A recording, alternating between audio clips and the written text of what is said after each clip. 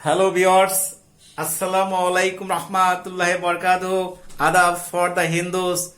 Today I want to spend some time with you discussing the completing sentence, negative sentences.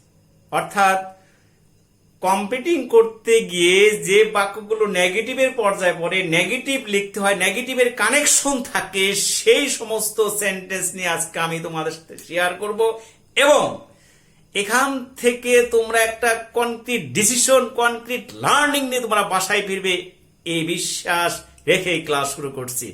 Okay, look at the white board. Completing sentence, completing sentence.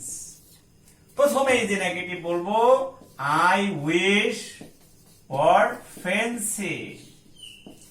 I wish এবং I ফ্যান্সির পরে কখনোই negative sentence লেখা যাবে না।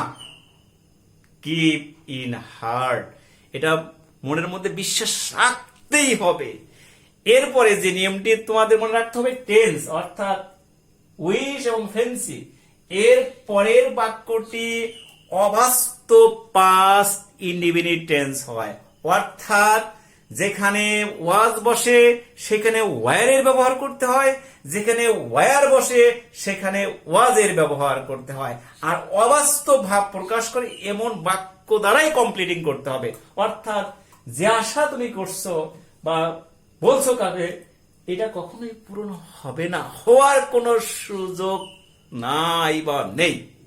তাহলে I wish, I fancy, I were a king, I were a king অথবা I were a bird.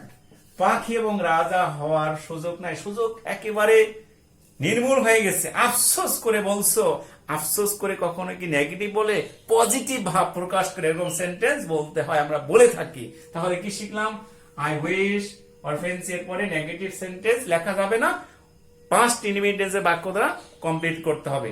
Second rule, এখানে যদি এখানে উইশ অথবা এখানে ফ্যান্সি থাকতো তাহলে এখানে হ্যাড প্লাস ভার্ব 3 থেকে বাক্যটি কমপ্লিট করতে হবে, অর্থাৎ পাস্ট পারফেক্ট টেন্সের বাক্য লিখে বাক্যটি কমপ্লিট করতে হবে। তাহলে I wished or I fancied that I had been a bird or I had been a king. Clear? তাহলে কি শিখলাম? প্রেজেন্ট থাকলে পাস্ট ইনডিফিনিট, পাস্ট থাকলে past perfect. It is clear to all? Okay, আলহামদুলিল্লাহ।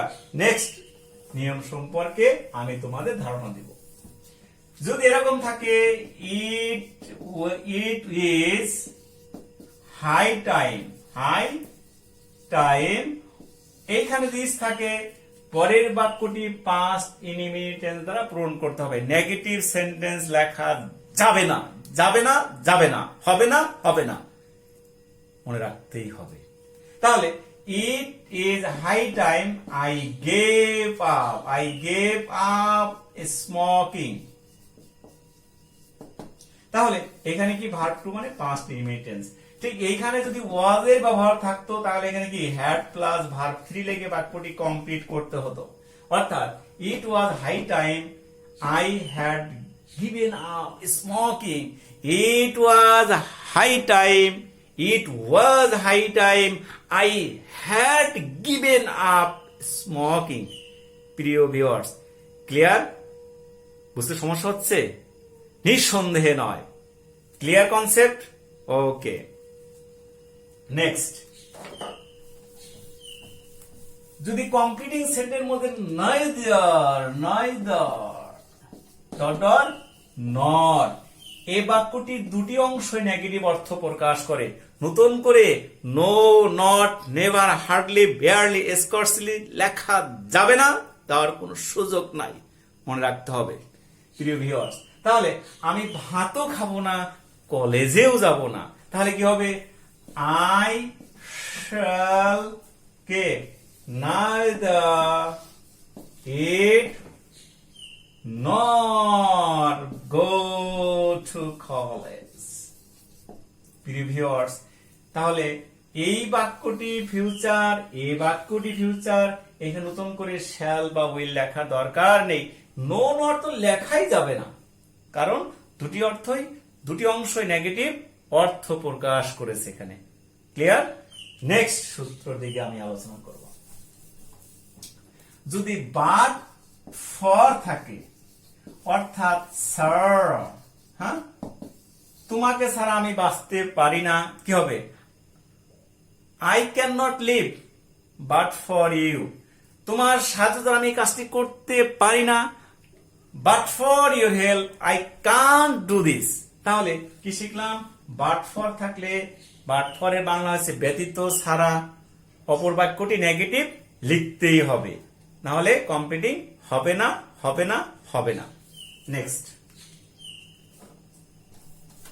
Previous, not only but also, not only but also, এটা compound সেন্টেন্সের coordinating conjunction, অর্থাৎ not only যদি নাউনের আগে থাকে, বাট অলসো নাউনের আগে লিখে বাক্য কমপ্লিট করতে হবে। যদি বাট অলসো যদি ভার্বের আগে থাকে, কে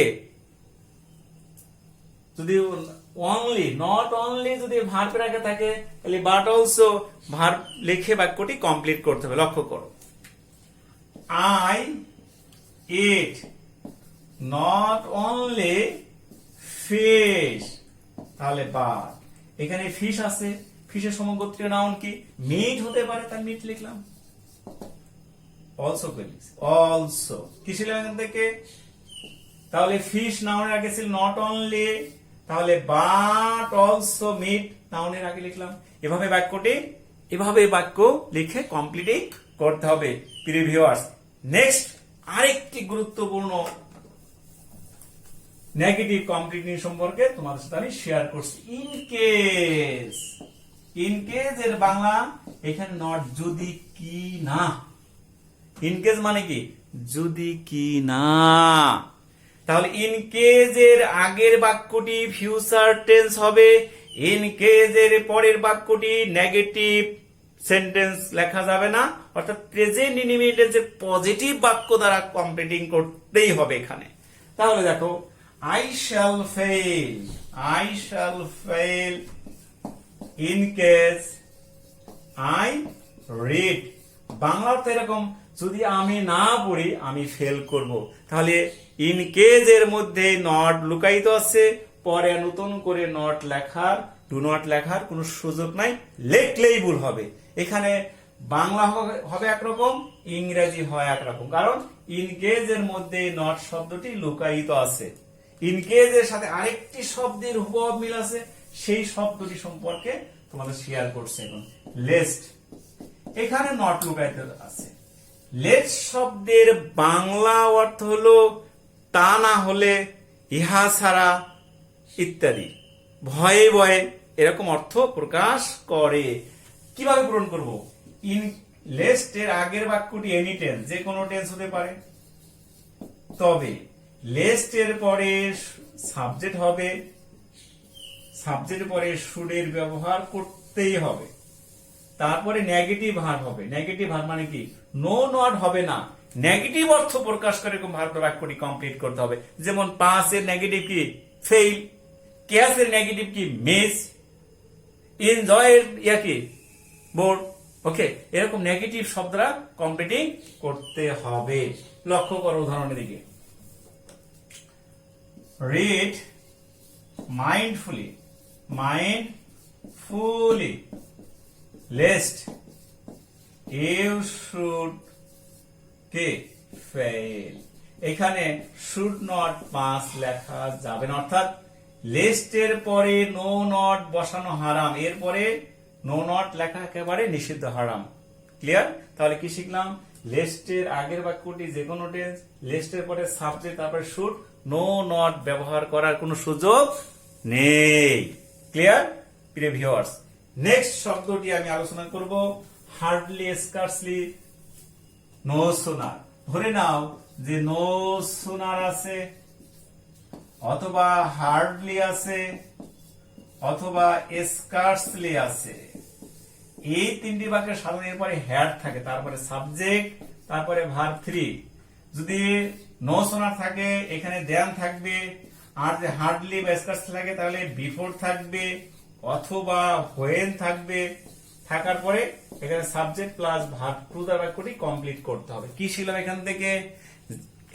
মনে রাখতে হবে যে নো সোনার হার্ডলি স্কার্সলি এর পরে নেগেটিভ নো নট ব্যবহার করা হারাম হারাম হারাম ব্যবহার করলে তুই যত সুন্দর বাক্যই লেখ না কেন তোমার বাক্যটি কি হবে? ইনকারেক্ট হবে। Never be correct, never be correct, কখনোই সঠিক হবে না, হওয়ার কোনো সুযোগ নেই।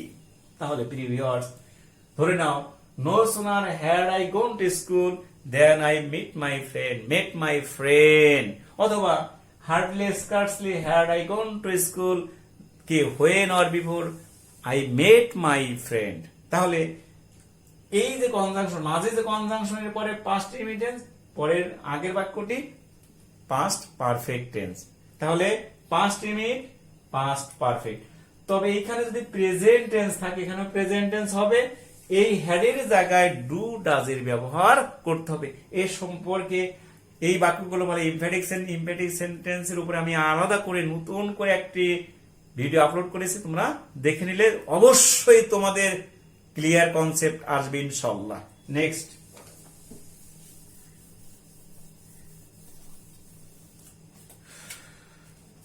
আনলেস। আনলেস এখানে নো নট নেভার ব্যবহার করা হারাম। আগের এখানে নেগেটিভ লেখা যাবে, তাহলে আনলেস এর আগের বাক্যটি নেগেটিভ হতে পারে, পরের বাক্যটি নেগেটিভ লেখা হারাম হারাম হারাম, অর্থাৎ নো নট লেখা যাবে না। তাহলে I shall read unless I pass. এখানে নট আছে, তাহলে এই বাক্যের মধ্যে নট লুকায়িত আছে, এখানে নো নট ব্যবহার করা যাবে না। আই শ্যাল রিড আমি পড়তেই থাকবো আনলেস আই পাস, পাস না করা পর্যন্ত।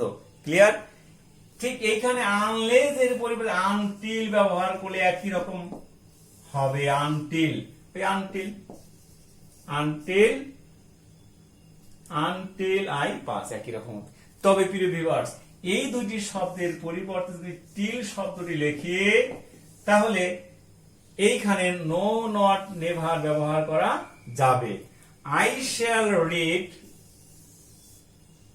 Until till I don't pass, আমি পাস না করা পর্যন্ত এখানে যে টিল থাকে এখানে নেগেটিভ বাক্য লিখে বাক্যটি কমপ্লিট করতেই হবে।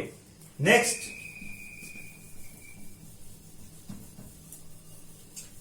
প্রিয় viewers, had better would rather daughter মাঝখানে দেন হবে। অর্থাৎ এই বাক্যটির পরে নতুন করে নো নট লেখা যাবে না, এখানেও নো নট লেখা যাবে না। অর্থাৎ এই দেন এবং হ্যাড বেটারের মাঝেই নট লুকায়িত আছে। যেমন আমি মরবো তবু ভিক্ষা করব না। I had better or would rather die, মরবো কি করব না, দেন ভিক্ষা করব না। আমি মরবো তবুও ভিক্ষা করব না। তাহলে এইখানে দেনের পরে আই ডোন্ট বা I had not I would not লেখা যাবে না। এটা কে? অবশ্যই বিয়ার ইন হার্ট, হৃদয়ে গেঁথে নিতে হবে, এখান থেকে শিক্ষা গ্রহণ করতে হবে যাতে আর কোনোদিনও ভুল না হয়।